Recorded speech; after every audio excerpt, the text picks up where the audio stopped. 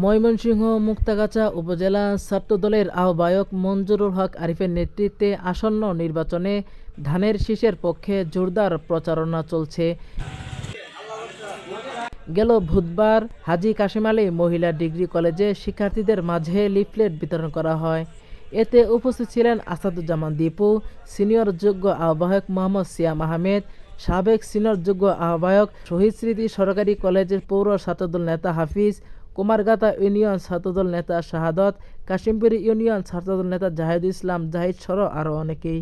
উপস্থিত নেতাকর্মীরা সকলকে ধানের শীষে ভোট দেওয়ার আহ্বান জানান। শহীদুল ইসলাম, আয়মন জার্নাল, মুক্তাগাছা।